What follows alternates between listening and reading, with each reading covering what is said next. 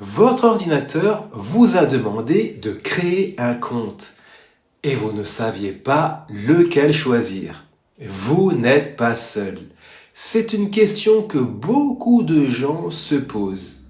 Dans les prochaines minutes, vous allez enfin comprendre la différence. Sans jargon, sans termes compliqués. Juste des explications simples pour faire le bon choix.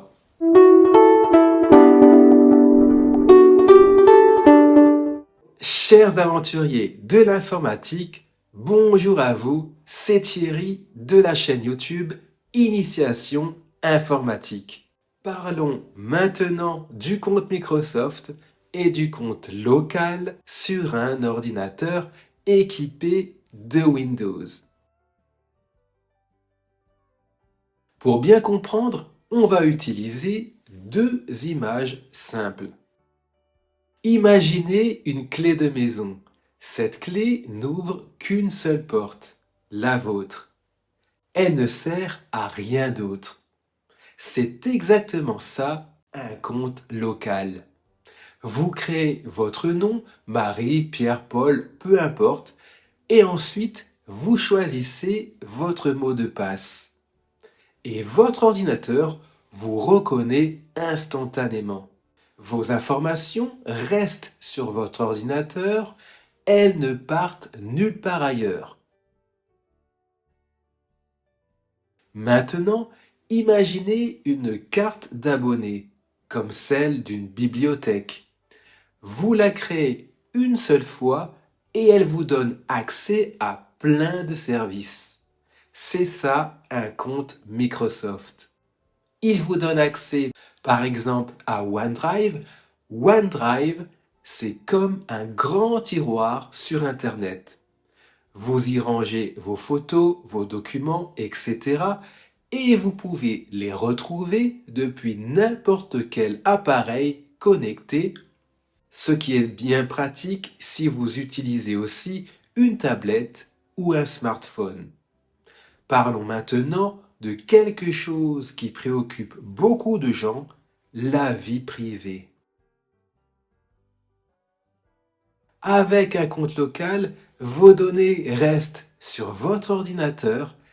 Avec un compte Microsoft, certaines informations sur votre utilisation sont envoyées à Microsoft. Un peu comme si Microsoft regardait parfois au-dessus de votre épaule pour améliorer ses services.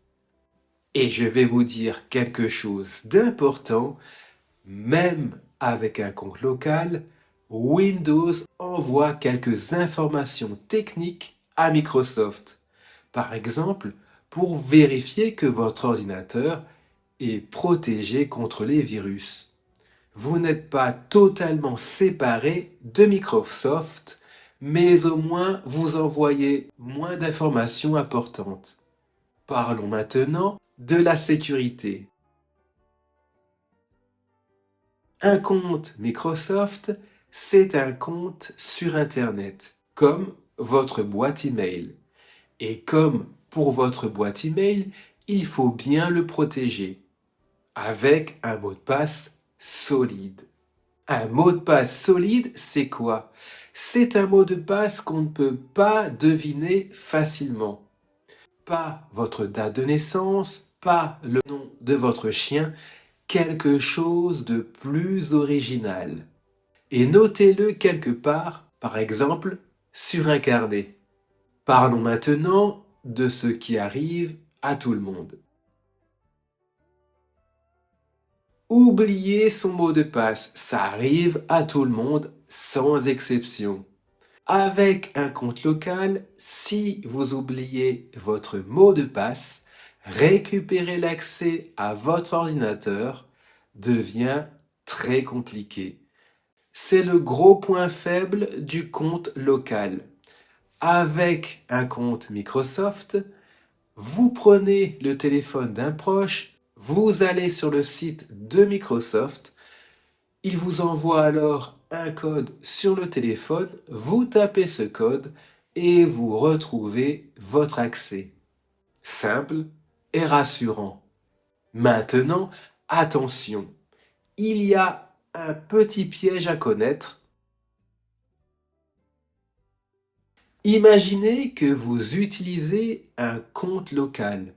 Un jour, vous installez OneDrive, ce tiroir sur Internet dont on vient de parler. Pour l'utiliser, vous vous connectez avec votre compte Microsoft et là, attention. Windows peut commencer à utiliser votre compte Microsoft partout sur votre ordinateur, pas seulement pour OneDrive, il peut même remplacer votre compte local sans vous le demander clairement. Donc, retenez ceci, si vous ne voulez pas de compte Microsoft, n'installez pas les applications qui vous demandent de vous y connecter. Alors, lequel choisir? Le compte local est fait pour vous si vous utilisez votre ordinateur simplement. Naviguer sur Internet, regarder des vidéos, écrire du texte, mais notez votre mot de passe dans un endroit sûr. Parce que si vous l'oubliez, ce sera difficile de le récupérer. Le compte Microsoft est fait pour vous si vous voulez sauvegarder vos photos, vos documents, vos vidéos sur Internet et si vous avez tendance à oublier votre mot de passe et que vous utilisez plusieurs appareils. Et la bonne nouvelle, vous pouvez bien entendu posséder ces deux types de comptes sur le même ordinateur.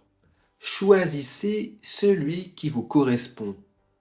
Si cette vidéo vous a aidé, n'hésitez pas à vous abonner à la chaîne pour m'aider à créer de nouvelles vidéos pour vous aider dans l'informatique. Et si vous désirez aller plus loin, je vous invite à consulter cette formation gratuite sur les bases de l'ordinateur. Rendez-vous en dessous de la vidéo et cliquez sur Afficher plus pour accéder à la formation. Sur ce, prenez soin de vous. Bye bye.